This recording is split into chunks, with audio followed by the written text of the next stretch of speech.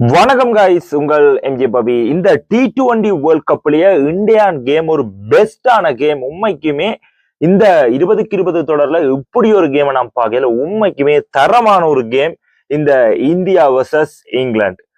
பெட்டரான கேம். சரி, இப்ப மச்சுக்குள்ள போவோம். இந்தியா ஓபன் பேட்டிங் செய்யறாங்க. 253 ஓட்டங்களுக்கு 7 இலக்குகள், ஒரு இமாலய இலக்க குமிச்சிருக்காங்க. இதுல குறிப்பா சேட்டன் வந்தாரு, சேட்டை செய்ய வந்தாரு என்ன மாதிரி 89 ஓட்டங்கள். ஹரிப்ரூக் விட்ட அந்த ஒரு பிடியெடுப்பு ஹரிப்ரூக் ஃபீல் பண்ணுவாருன்னு தான் நினைக்கிறேன். இந்த போட்டி வெறும் 7 ஓட்டங்களாலதான் இந்தியா வின் பண்ணியிருக்காங்க. சரி, மச்சுக்குள்ள நாங்க ஃபுல்லா போவோம். அபிஷேக் சர்மா 9 ஓட்டங்கள், இஷான் கிஷான் 39 ஓட்டங்கள், சிவம் டூபே 43 ஓட்டங்கள், சூரியகுமார் ஜாதவ் 11 ஓட்டங்கள், பாண்டியா 27 ஓட்டங்கள், திலக் வர்மா 21 ஓட்டங்கள் ஆக மொத்தம் அங்க இங்க அடிச்சு ஒரு மாதிரி 253 ஓட்டங்களுக்கு 7 இலக்குகளை இந்தியா இழக்கிறாங்க. ஒரு இமாலய ஓட்டத்தை வைக்கிறாங்க.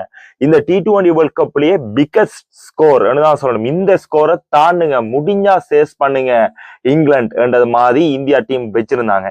உண்மைக்குமே இங்கிலாண்டோட தன்னம்பிக்கையும் உறுதியையும் நாங்க பாராட்டணும். என்னண்டா, சுத்தி வர இந்தியன் ஃபேன்ஸ், இந்தியாவோட கரகோசம், இந்தியா மண்ணுல எப்படி இதை எலிவேட் பண்ணுவாங்கன்றது இருந்துச்சு. இங்கிலாந்து உண்மைக்குமே எல்லாத்துக்குமே பதிலடி கொடுத்திருந்தாரு. ஜேக்கப் பெத்தல் என்ற ஒரு பாலக குட்டி என்னதான் சொல்லணும், சின்ன படியன் காதபதி அடிச்ச மாதிரி இந்தியாவோட அனைத்து போலர்களையும் நொறுக்கி இருந்தாங்க. இதுல குறிப்பாக நம்மளுடைய வருண் சக்கரவர்த்திய வந்தோடனே ஹேட்ரிக் சிக்ஸர், 3 சிக்ஸர்ல ஆரம்பிச்சு இன்றைக்கு வருண் சக்கரவர்த்தியில மிகப்பெரிய ஒரு பிரஷரை போட்டிருந்தாங்க.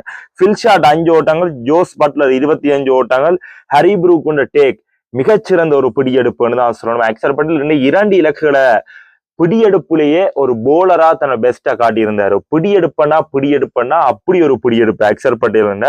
அதுல உடனே பாண்டியா கட்டி பிடிச்சு ஒரு முத்தம் ஒண்ணு கொடுத்திருந்தாரு. அதுக்கு பேர்ந்துதான் நம்முடைய ஜேக்கப் பெத்தலும் வில் ஜாக்ஸும் இணைஞ்சாங்க.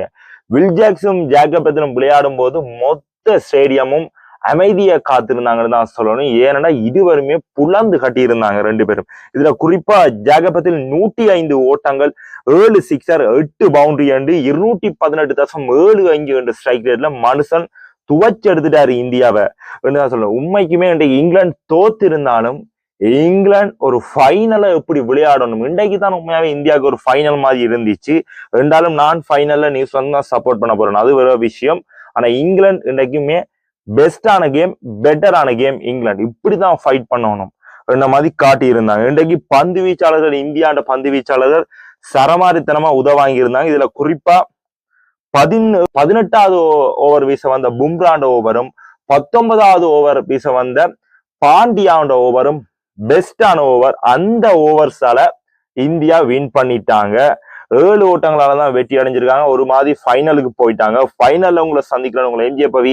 இந்த போட்டியை பற்றி நீங்க நினைக்கிறீங்கன்றத கொமெண்ட்ல போடுங்க. Final India versus New Zealand. நான் நியூசிலாந்துக்கு சப்போர்ட் பண்றேன், நீங்க யாருக்கு சப்போர்ட் பண்றேன்றத கொமெண்ட்ல போடுங்க. டாடா.